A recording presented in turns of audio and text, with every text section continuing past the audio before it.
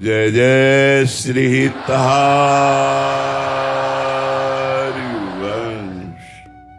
आप वृंदावन की पावन भूमि परम पवित्र श्री यमुना जी के तट पर बैठे हुए हैं। आप कृपा करके दर्शन देने आए, कृपा करके वृंदावन का लाभ लेने आए, इसलिए सबको मन से नमस्कार है, प्रणाम है। मनुष्य जन्म बड़ा दुर्लभ कहा गया है शास्त्रों में। दुर्लभो मानुषो देहो देही नाम क्षण भंगुरा तत्रापि दुर्लभम मन्येत वैकुंठ प्रिय दर्शनम। मनुष्य देह बड़ा दुर्लभ है। महाराज निमि ने नौ योगेश्वरों से प्रार्थना की, मनुष्य देह बड़ा दुर्लभ है पर ये क्षण भंगुर है, किसी समय भी मर सकते हो। कोई भी घटना, कोई भी रोग, कोई भी निमित्त बन सकता है और आपका शरीर नष्ट हो सकता है। क्षण भंगुरा। इस दुर्लभ देह की दुर्लभता है। तत्रापि दुर्लभम मन्येत वैकुंठ प्रिय दर्शनम। भगवान श्री हरि के प्रेम करने वाले प्रेमी संतों का दर्शन दुर्लभ है। ये बात महाराज जी मैंने कही। संतों के दर्शन से क्या लाभ मिलता है? पहले तो गोस्वामी जी ने कहा, संत दरस जिम पातक टरई। दूसरी बात कही, संत संग अपवर्ग कर कामी भव कर पंथ।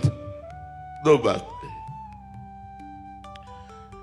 जिनकी संतों पर भगवत बुद्धि है उनको ये लाभ मिलेगा कि उनका जन्म मरण मिट जाएगा। संत संग अपवर्ग कर, अपवर्ग माने मोक्ष। और जिनकी साधारण श्रद्धा है उनके पाप नष्ट हो जाएंगे। संत दरस जिम पातक टरई। इसलिए तत्रापि दुर्लभम मन्येत वैकुंठ प्रिय दर्शनम। भगवान श्री हरि के प्रेमी जनों का दर्शन प्राप्त होना, उनका संभाषण प्राप्त होना। अब मनुष्य जन्म की दुर्लभता को हम सार्थक कैसे करें? हमारा मनुष्य जन्म लेना सार्थक हो गया कैसे? तो गोकर्ण जी ने अपने पिता को उपदेश किया, धर्मम भजस्व सततम त्यज लोक धर्मान सेवन सदा साधु पुरुषं जहि काम तृष्णाम अन्यस्य दोष गुण चिंतन मासु त्यक्त्वा सेवा कथा रस महो नितराम पिबत्वम। सदैव धर्म का भजन करना चाहिए। भजन माने होता सेवन, सेवन माने धर्म को धारण करना चाहिए। हमारा शास्त्र क्या कहता है, हमें मनुष्य जन्म लेकर कैसे आचरण करने चाहिए, ये जब ज्ञान होता है तब धर्म का पालन होता है। धर्म किसे कहते हैं? जिसे शास्त्र और संत आदेश करते हैं करो, उसे धर्म कहते हैं। अधर्म किसे कहते हैं? जिसे शास्त्र और संत कहते हैं ना करो, उसे अधर्म कहते हैं। तो धर्मम भजस्व सततम। सततम माने निरंतर धर्म से रहना चाहिए। तो धर्म तो बहुत है। पत्नी का धर्म है पति की आज्ञा का पालन करना, पुत्र का धर्म है माता पिता की सेवा करना, पिता का धर्म है पुत्र आदि की सेवा। तो क्या इससे भगवत प्राप्ति हो जाएगी? बोले नहीं, इस धर्म का फल है भागवत धर्म को धारण करना। धर्मम भजस्व सततम त्यज लोक धर्मान। इन लोक धर्मों का त्याग करके भागवत धर्म का पालन करो। बोले भागवत धर्म क्या है? मन से, वचन से, अहंकार से, इंद्रियों से, अनेक जन्मों के स्वभाववश जो जो कर्म बने वो भगवान को अर्पित कर दिए जाएं, भगवान के लिए किए जाएं और भगवान का नाम जप किया जाए। बोले तो बड़ा कठिन है। तो बोले संतों का संग करो। धर्मम भजस्व सततम त्यज लोक धर्मान सेवन सदा साधु पुरुषन। लोक धर्म का त्याग करके भागवत धर्म में चलना ये बड़ा कठिन है, लेकिन इस कठिनता की पूर्ति जो संत समागम करते रहते हैं उनको हो जाती है। उनमें इतना आत्मबल आ जाता है कि वो संसार का मोह त्याग करके, अज्ञान त्याग करके भगवत धर्म में चलने लगते हैं। संतों का सेवन करें। तो आगे लिखा कि संतों का सेवन करने में सावधानी क्या रखनी है? बोले जय काम तृष्णाम।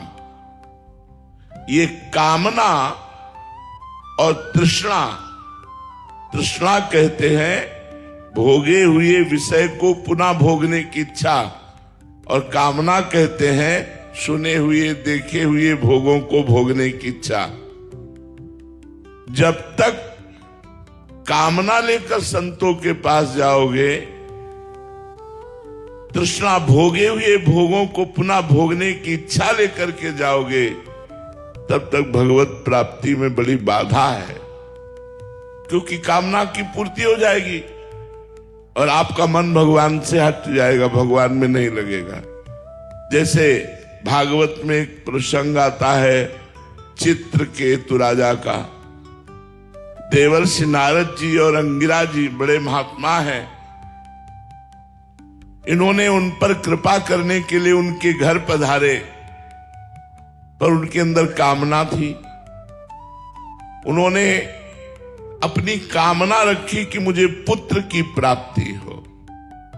आए थे भगवत प्राप्ति कराने, लेकिन जब पुत्र की प्राप्ति की बात कही तो देवर्षि नारद जी अंगिरा जी ने कहा ठीक है, तथास्तु ऐसा ही हो, पुत्र होगा, पर तुम्हें हर्ष और शोक की प्राप्ति होगी।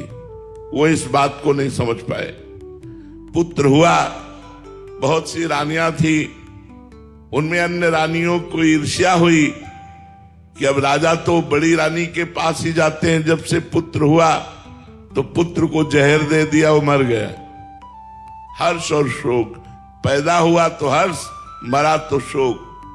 जब वो व्याकुल थे तब फिर देवर्षि नारद जी और अंगिरा जी आए और उनकी व्याकुलता को दूर करने के लिए उस जीवात्मा को बुलाया और कहा देखो तुम्हारे माता पिता बड़े दुखी हो रहे हैं।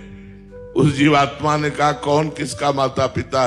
कई बार ये हमारा पुत्र बन चुका है, कई बार कौन क्या बन चुका है, हमारा इससे कोई संबंध नहीं। उनके मोह का नाश हुआ, तब उनको उपदेश किया और वो महाभागवत बन गए।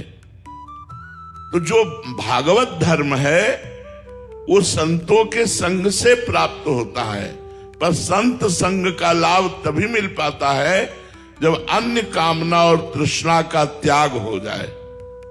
तो कहा धर्मम भजस्व सततम त्यज लोक धर्मान सेवन सदा साधु पुरुषन जय काम तृष्णाम अन्यस्य दोष गुण चिंतन मासु त्यक्त्वा।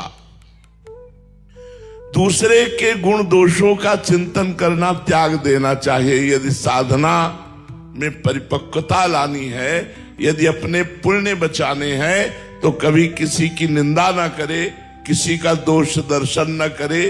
और गुण भी मायाकृत हैं, इसलिए हम गुणों से प्रभावित नहीं होते। सुनो तात मायाकृत गुण दोष अनेक, गुण या उभय न देखी देखी सो अविवेक।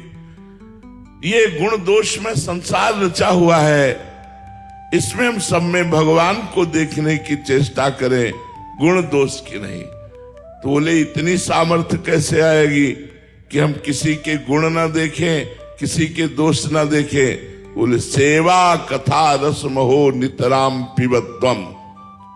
सबको ठाकुर सेवा विराजमान करनी चाहिए, सबके घरों में ठाकुर जी होने चाहिए।